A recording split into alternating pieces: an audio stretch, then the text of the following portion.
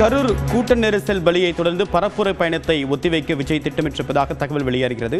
இணையனுடைய சிறப்பு செய்தியாளர் செந்தில் ராஜா, தற்போது எந்தெந்த பயணங்கள் ஒத்திவைக்கப்பட்டிருக்கு, விஜயுடைய இந்த முடிவுக்கான காரணம் என்ன?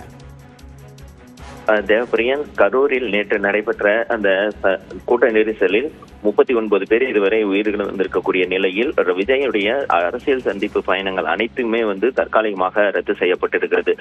குறிப்பாக அடுத்த ஆண்டு பிப்ரவரி 21ஆம் தேதி வரை வாரத்திற்கு 2 மாவட்டங்கள் என இந்த பயணங்கள் திட்டமிடப்பட்டிருந்தது.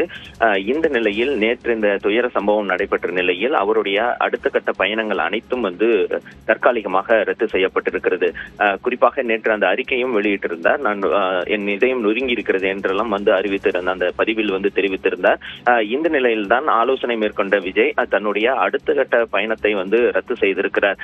ஒவ்வொரு சனிக்கிழமையும் இரண்டு மாவட்டங்களுக்கு செல்வதாக இருந்தது. வரும் வாரம் கூட, அதாவது வரக்கூடிய ஞாயிற்றுக்கிழமை 5ஆம் தேதி ராணிப்பேட்டை மற்றும் வேலூர் ஆகிய இடங்களில் சுற்றுப்பயணம் மேற்கொள்ள இருந்தார். அதற்கு அடுத்தது பாண்டிச்சேரி, கடலூர் உள்ளிட்ட இடங்களுக்கு செல்வதாக இருந்தார். இது போன்ற ஒவ்வொரு வாரமும் திட்டமிடப்பட்டு அறிவிக்கப்பட்டிருந்த அந்த விஜயின் பயணம் தற்போது ரத்து செய்யப்பட்டிருக்கிறது. நேற்று கட்டுக்கடங்காத கூட்டம் கரூரில் இருந்தது. அதன் காரணமாக கூட்ட நெரிசலில் 39 பேர் அந்த மூச்சு திணறல் காரணமாக இருந்திருந்தார்கள். இந்த நிலையில் இன்னும் சிலர் மருத்துவமனையில் சிகிச்சை பெற்று வருகிறார்கள்.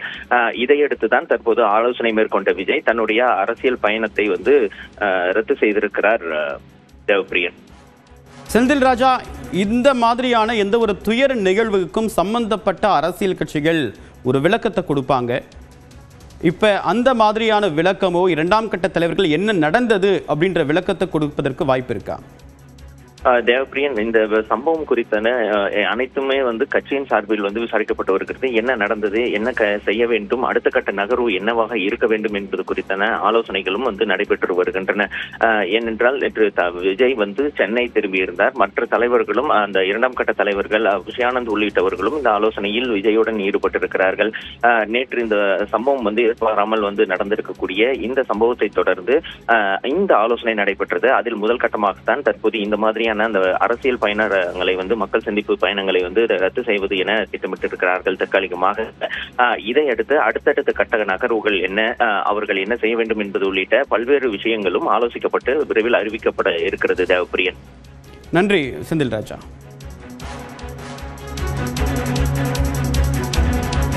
கூட்ட நெரிசலில் 39 பேர் உயிரிழந்தது தொடர்பாக ஆளுநர் தரப்பிலிருந்து அறிக்கை கேட்கப்பட்டிருக்கிறது. ஏற்கனவே என்ன நடந்தது, நிகழ்வுகளுக்கான காரணம் என்ன என்பது தொடர்பாக உள்துறை அமைச்சகம் தரப்பிலிருந்து தமிழ்நாடு அரசிடமிருந்து விளக்கம் கேட்கப்பட்டிருக்கூடிய நிலையில் தற்போது ஆளுநர் தரப்பிலிருந்து இந்த அறிக்கை கேட்கப்பட்டிருக்கிறது. கூட்ட நெரிசலில் 39 பேர் உயிரிழந்தது தொடர்பாக காவல்துறை தரப்பிலிருந்து அறிக்கை கேட்டிருக்கிறார் ஆளுநர் RN ரவி. விவரங்களுடைய நிகழ்ச்சியுடைய சிறப்பு செய்தியாளர் சுபாஷ், விவரம் என்ன, ஆளுநர் அறிக்கை கேட்டிருப்பதுடைய பின்னணி என்ன? மிகப்பெரிய ஒரு துயர சம்பவம் கரூரில் நடந்திருக்கிறது. விஜயின் அந்த பொதுக்கூட்ட அந்த மக்கள் சந்திப்பில் அந்த ஸ்டாம்பேட்ல 39 பேர் இறந்திருக்கிறார்கள். 50க்கும் மேற்பட்ட மருத்துவமனையில் அனுமதிக்கப்பட்டு சிகிச்சை பெற்று வருகிறார்கள். பலர் அந்த நிலைமை தொடர்ச்சியாக ICUல கவலைக்கிடமாக இருப்பதாக செய்தி வருகிறது. இப்படிப்பட்ட ஒரு அசாதாரணமான சூழ்நிலையில் முதலமைச்சர் நேற்று இரவே போய் அங்கே போய் சந்தித்து விட்டு வந்திருக்கிறார். மக்களையும் நிலைமையை ஆய்வு செய்து என்ன பணியை நிறைவேற்ற வேண்டும் என்ற பணிகள் எல்லாம் முடுக்கிவிடப்பட்டிருக்கிறது. இப்படிப்பட்ட சூழ்நிலையில தான் ஆளுநர் RN ரவி நிலைமையை தீவிரமாக கண்காணித்து வருகிறார். ஏற்கனவே நீங்கள் சொன்னதை போல உள்துறை அமைச்சகத்திலிருந்து அறிக்கையானது மாநில அரசிடம் கேட்கப்பட்டிருந்தது. அதன் தொடர்ச்சியாக தற்போது ஆளுநரும் முதலமைச்சர் அலுவலகத்திற்கு நிகழ்வு சம்பந்தமான அறிக்கையை கேட்டிருக்கிறார். இந்த 39 பேர் மரணம் மட்டுமல்லாமல் ஒட்டுமொத்தமாக இந்த நிகழ்வுக்கான காரணம் என்ன, இந்த ஸ்டாம்பேடுக்கான முக்கிய ரீசன் என்ன அப்படின்றத கேட்டிருக்கிறாங்க.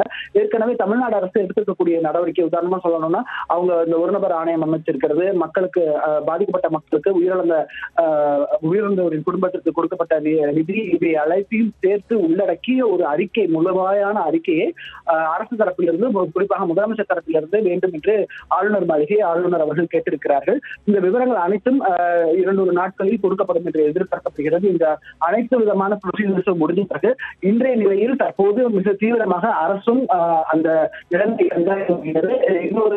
மேற்கொண்டு எந்த ஒரு பிரச்சனையும் ஏற்படக்கூடாது என்பதற்கான சட்டப்பூர்வமான நடவடிக்கைகளையும் அங்கே கரூர் மாவட்டத்தில் சார்பாக முன்னெடுக்கப்பட்டிருக்கிற நிலையில் ஆளுநரின் விரிவான தகவலுக்கு நன்றி சுபாஷ். தொடர்ந்து இந்த தொடர் நேரலை ஒரு சிறிய இடைவேளைக்கு பிறகு பார்க்கலாம்.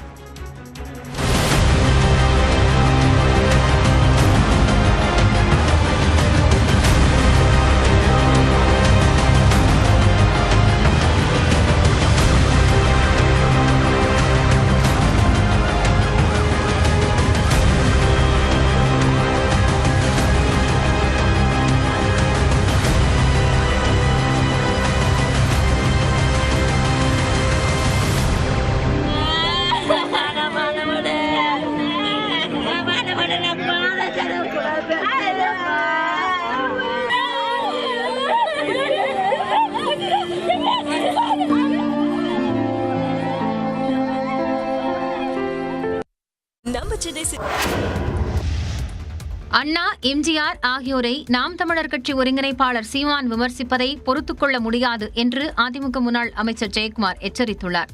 சீப ஆதித்தனாரின் 121வது பிறந்தநாளை ஒட்டி சென்னையில் உள்ள அவரது திருவுருவ சிலைக்கு மாலை அணிவித்த பிறகு செய்தியாளர்களிடம் பேசிய அவர், எம்ஜிஆரை சனியன் என்று சீமான் கூறியதற்கு பதிலளித்தார்.